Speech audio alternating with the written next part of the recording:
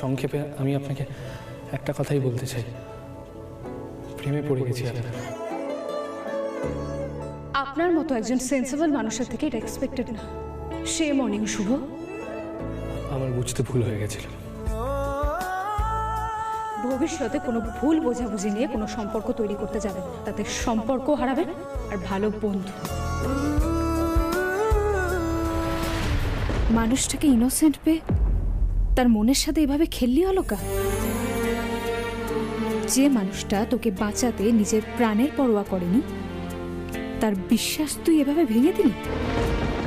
তুই নিজেকেও তো ঠকাচ্ছিস অলকা, তুই নিজেও তো ভালোবেসে ফেলেছিস শুভকে। না, আমার পক্ষে আর এগুলো সম্ভব না। আমি জানি আমি ভুল করেছি শুভ, আপনাকে অপমান করে আমি ঠিক করিনি, আমি ভুল করেছি। আপনার মতো বন্ধু পাওয়া তো ভাগ্যের ব্যাপার, কিন্তু আপনার পুরো পরিবার যা চাইছে তা সম্ভব না, কখনো সম্ভব না। আমি আপনাদের কোনোদিনও সত্যিটা বলতে পারবো না, তাই এভাবেই আপনাকে থামাতে হয়েছে।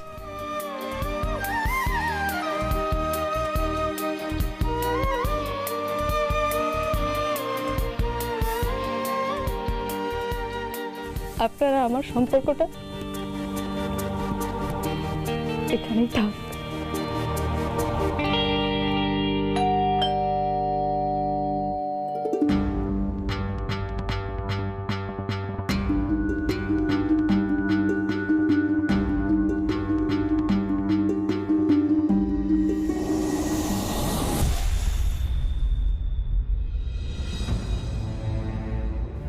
আপনি আপনি এখন এখানে কি করছেন?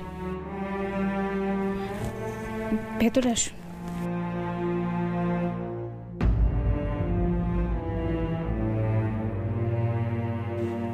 আপনাদের বাড়িতে ওভাবে রিয়্যাক্ট করে ফেলার জন্য আমি দুঃখিত, কিন্তু এখন এই নিয়ে আমি কোনো কথা বলতে চাইছি না মিসেস লাইলি। মুখ ফিরিয়ে নিলে কি চোখের জল আড়াল করা যায়? মনের কষ্ট চেপে রাখবেন কি করে? কে বলেছে আমি কাঁদছি? আমি কাঁদছি না তো। আপনি ভুল বুঝছেন, ওই আমার চোখে কিছু একটা পড়েছিল। মিতুল পালের মানুষ চিনতে কখনো ভুল হয় না। আমি জানি আপনি শুভদাদাকে কথাগুলো বলেছেন ঠিকই, কিন্তু ওগুলো একটাও আপনার মনের কথা নয়। আপনার প্রত্যেকটা কথা শুভদাদার মনে যতটা রক্ত জড়িয়েছে, আপনার মনে ঠিক ততটাই ব্যথা লেগেছে। তাই জন্য এখানে এভাবে এসে কাঁদছেন, তাই তো? আপনাকে আগেই বললাম আমি এই প্রসঙ্গ নিয়ে কোনো আলোচনা করতে চাই না। আপনার অন্য কোনো ব্যাপারে কথা থাকলে বলুন, আমি বলছি। কিছু বলার নেই, আমি আজ বলতে আসিনি, শুনতে এসেছি। আর যা শোনার আমি আপনার মুখ থেকেই শুনবো।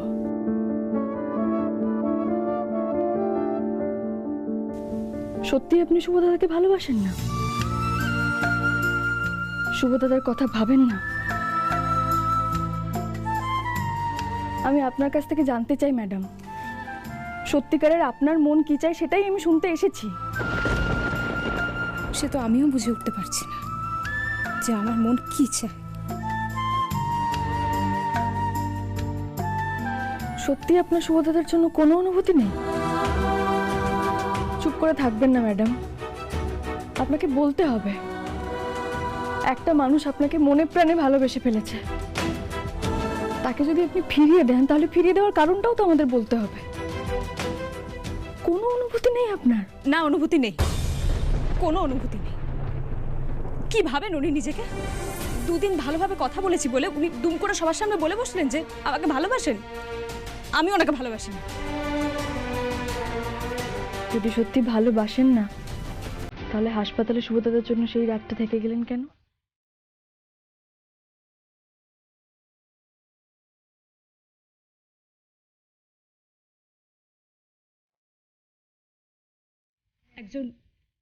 একজন অন ডিউটি পুলিশ অফিসার হিসেবে ওটা আমার দায়িত্ব ছিল,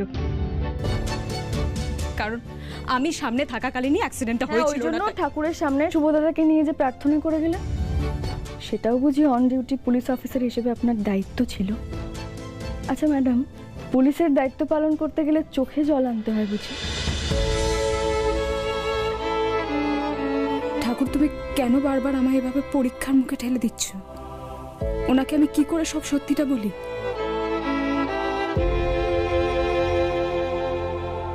চুপ করে গেলেন যে, কেন নিজেকে ঠকাচ্ছেন আপনি? দেখুন ম্যাডাম, আমি জানি আপনি এমনি এমনি শুভদাদার হাতে হাত রাখেননি, তাহলে কেন সম্পর্কটা থেকে দূরে সরে যাচ্ছেন? থাকতে দিতেন শুভদাদাকে শুভদাদার মতো। কেন ওকে আশার আলো দেখিয়ে আবার অন্ধকারে ঠেলে দিচ্ছেন বলুন তো? দেখুন ম্যাডাম, আমি সবকিছুই জানি। আমি বারবার করে আপনাকে বলছি, আপনি যদি দূরে সরে যান তাহলে কিন্তু শুভদাদার ভালোবাসার প্রতি বিশ্বাসটাই ভেঙে যাবে। ওর জীবন তো শেষ হয়ে যাবেই, আপনি নিজে ভালো থাকবেন তো? সম্ভব নয়, সম্ভব নয় আমার পক্ষে সম্পর্কে জড়িয়ে পড়া, কারণ আমার একটা অতীত আছে মিসেস লাহিড়ী, আর সেই অতীতটাই আমাকে টেনে ধরে রেখেছে। বিয়ে করা আমার পক্ষে সম্ভব নয়, কারণ আমার বিয়ে অনেক আগেই হয়ে গেছে।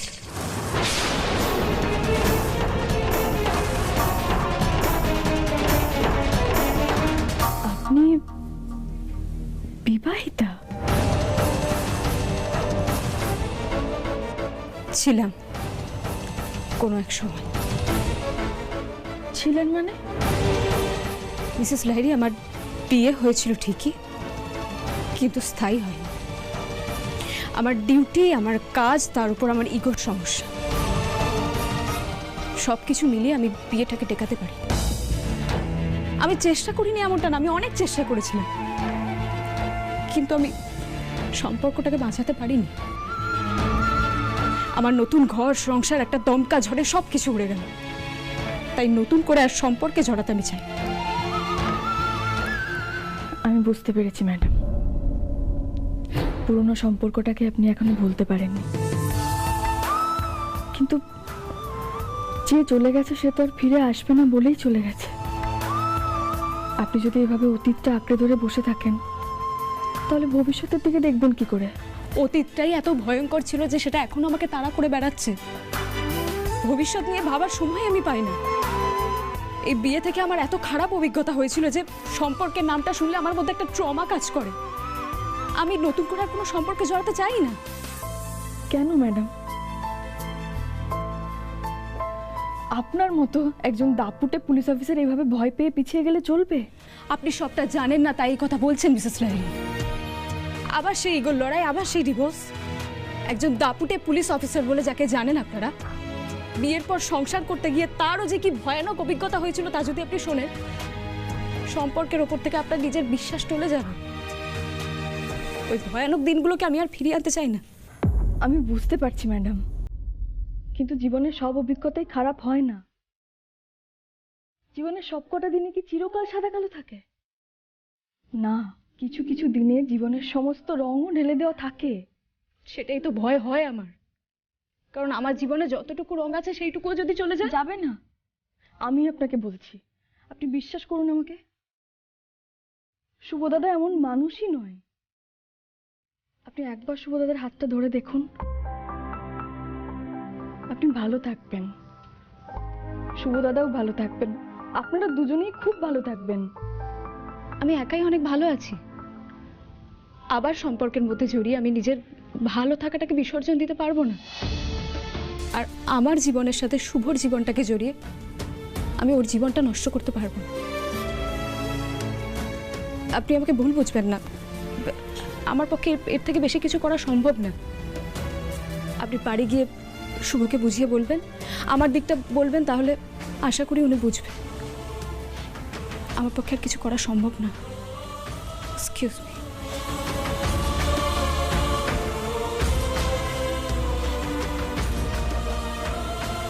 ভোলে বাবা, তুমি কোন বিপদের মুখে দাঁড় করালে বলো তো আমাকে? প্রত্যেকবার যখনই ভাবি সবকিছু ঠিক হয়ে যাবে, তখনই কেন এমন হয়? কেন চিরকাল আমি সবার মুখের হাসিটা ধরে রাখতে পারি না? প্রত্যেকবার কোনো না কোনো বাধা এসে সবার আনন্দগুলো শেষ করে দেয়। মিতুল মা বাড়ির বাইরে আছে, আর বাড়ির বাকি সবাই ভালো কাকুকে নিয়ে ব্যস্ত আছে। এই সুযোগে আমি শিবার সাথে দেখা করে আসি, আর ঠিক সময়ের মধ্যে ফিরে আসতে হবে। ট্যাক্সি ট্যাক্সি, কাঁটাকল বস্তি যাবে, চলো।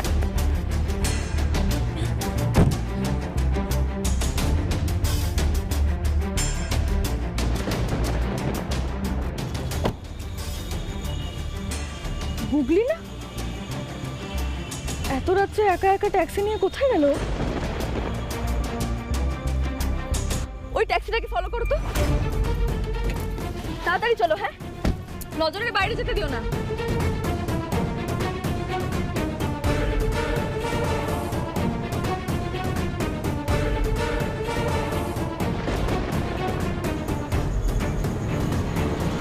তো রাত্রে গুগলি কাঁটাকল বস্তিতে কেন এলো? শিবার বাড়িতে এলো, কিন্তু শিবার বাড়িতে যদি এসে থাকে তাহলে কাউকে কিছু না বলে এলো কেন? না অন্য কোথাও এসেছে? বলে বাবা, আমার কিন্তু খুব ভয় হচ্ছে। মেয়েটা আবার নতুন কোনো বিপদ ডেকে আনছে না তো? আমাকে গিয়ে দেখতে হবে কোথায় গেল।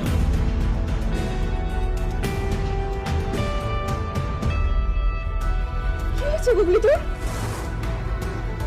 না! তার মানে আমি ঠিকই ধরেছি। গুগলি কোনো একটা ব্যাপার আমাদের প্রত্যেকের কাছ থেকে লুকোতে চাইছে। সেই জন্যই এত রাত্রে কাউকে কিছু না বলে কাঁটাকল বস্তিতে এসেছে। কি লুকোতে চাইছে গুগলি? আরে গুগলি বেটা, কখন এলে? মিতুল ম্যাডামও এসেছেন নাকি? না, আমি একাই এসেছি। ও, মা পরে আসবে। আসলে চিন্তা হচ্ছিল। কিভাবে জ্বরটা বাঁধালি তুই? সব বলছি। মা একটু চায়ের ব্যবস্থা করো না।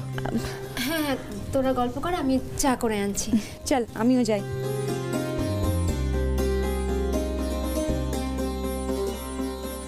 আরে তুই উঠছিস কেন? তুই রেস্ট কর। ঠিক আছে, তুমি কেন এসেছো এখানে?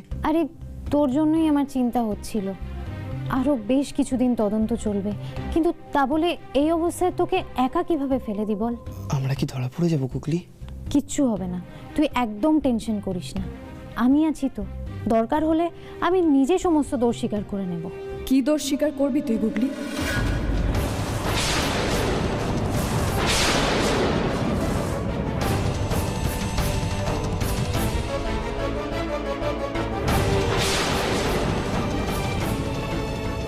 এমন কি দোষ করেছিস তুই যেটা আমার কাছে স্বীকার করিসনি? আরে মিতুল ম্যাডাম, আপনি কখন এলেন? গুগলি বেটা তো বললো ও একা এসেছে। ও এখন অনেক কথাই বলবে। গুগলি, আমি তোকে কিছু জিজ্ঞেস করেছি, তুই কিন্তু খুব ভালো করে জানিস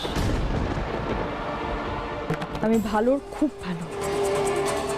আর যদি কিছু ভুল করিস, আমার থেকে খারাপ কিন্তু কেউ হবে না।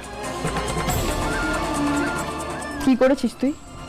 আর কোনো রাস্তা নেই, মিতুল মা তো সবটাই ধরে ফেলেছে।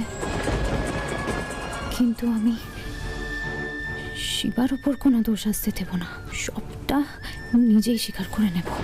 আর লুকিয়ে লাভ নেই গুগলি, তোমার মাকে সব সত্যিটা বলেই দিই। সব আমার দোষে হয়েছে। শিবা, না, আমাকে বলতে দাও। কতদিন আর লুকোবে এভাবে? আমার মা প্রত্যেক মুহূর্ত আমাকে সন্দেহ করছে। মিতুল ম্যাডাম তোমাকে সন্দেহ করছে। এর থেকে সত্যিটা বলে দেওয়া অনেক ভালো। কি করে মিতুল মায়ের সামনে বোঝাই আমি শিবাকে? ওই ইমোশনে বয়ে গিয়ে আবার আর একটা বড় ভুল করতে চলেছে। শিবা, আমি তোকে বিশ্বাস করি। আমি জানি গুগলি কিছু বলবে না। তুই বল তো সত্যিটা কি? শিবা, সচ সচ বল, ওই রাতে রাস্তায় কি হয়েছিল? সেদিন রাতে আমি আর গুগলি স্কুটিতে করে গেছিলাম। কোথায় গেছিলিস? চুপ করে আছিস কেন বলতো? কোথায় গেছিলিস সেটা বলতে হবে তো। আমরা দুজন মিলে বরফের গোলা খেতে গেছিলাম। क्या বরফের গোলা খেতে গেছিলিস? তো এতে এত লোকানোর কি আছে? আসলে আমার তো কাঁচা বরফ খেলে ঠান্ডা লেগে যায়, আর সেদিন গুগলির সাথে আমি 3টে বরফের গোলা খেয়েছিলাম আর এখন জ্বর বাঁধিয়েছি। তাই যাতে মায়ের কাছে ঝাড় না খাই, এই কথাটা আমি লুকিয়েছিলাম। কান টেনে তোমার লম্বা করে দেবো। এখন কার বুখার হয়েছে শুনি? বান্দর কহিকা। তোরা যা কাণ্ড করিস না আমি বুঝতে পারি না। তো আমি কি না কি ভাবছিলাম। মা চলো, ভাইয়ের খাবারটা বানাতে হবে তো। आप लोग बातचीत करो, হ্যাঁ আমরা আসছি।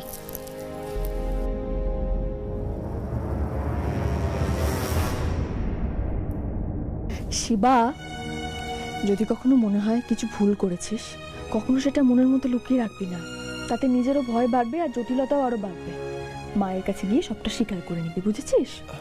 আমার মায়েরও তো সময় কোথায় যে আমার কথা শুনবে?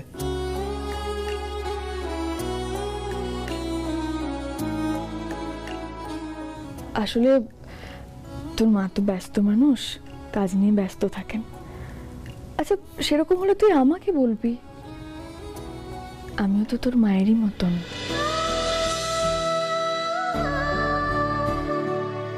আমারও জানি না কেন আপনাকে মায়ের মতো মনে হয়। ঠিক আছে, এবার থেকে সব কথা আপনাকে বলবো। লক্ষ্মী ছেলে। গুগলিকেও বলি আরি, তুই তো বড়, তুই আগে থেকে আমাকে বলে দিলি না কেন? মিছিমিছি আমরা দুজনেই ভয় পেলাম। আমরাও তো ভয় পেয়ে গেছিলাম।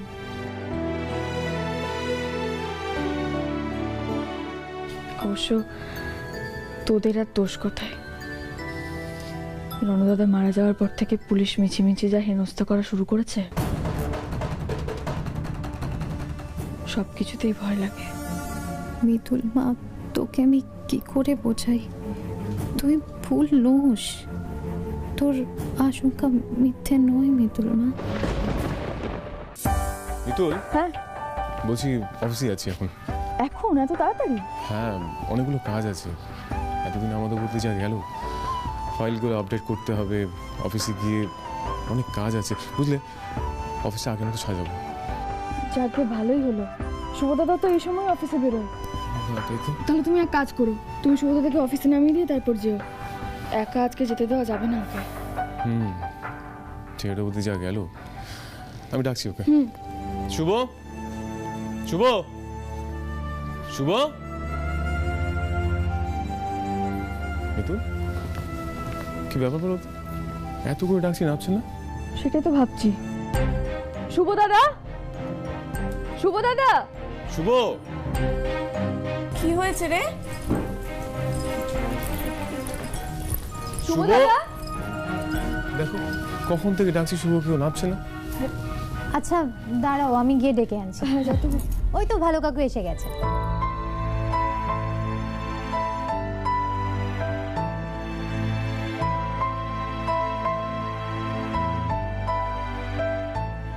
শুভ, কিন্তু রেডি হোস নি, তুই বেরোবি না? শুভদাদা, তুমি তুমি কি আজ অফিসে যাবে না?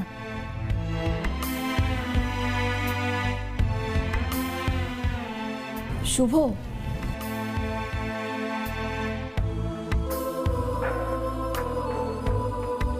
ওটা নিয়ে অত ভাবিস না, যা হয়েছে সেটা ভুলে যা। শুভদাদার মতিগতি ভালো ঠেকছে না, কারোর কথাতেও সেরকম মন নেই। ওর মনে অন্য কিছু চলছে না তো? শুভদাদা, সত্যি করে বলো তো, কেন যাবে না তুমি আজ অফিসে? কি লুকোচ্ছ আমাদের থেকে? নজর সরিয়ে নিয়ে কথা এড়ানোর চেষ্টা করো না। তাকাও আমার দিকে,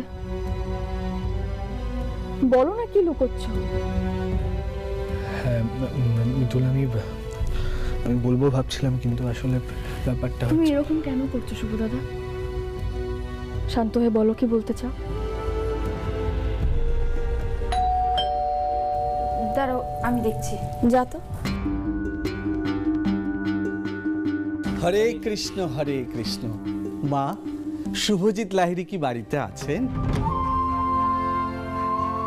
আপনারা? না, আসলে আমরা আশ্রম থেকে এসেছি। আচ্ছা, আসুন আপনারা। শুভ, এনারা তোর সাথে দেখা করতে এসেছেন। হরে কৃষ্ণ। যেগুলো বলেছিলাম সেগুলোর ব্যবস্থা হলো? হরে কৃষ্ণ। ব্যবস্থা না হয়ে কি আর পারে? আসলে গতকাল আপনাকে যে প্রশ্নগুলো মেল করে পাঠিয়েছিলাম,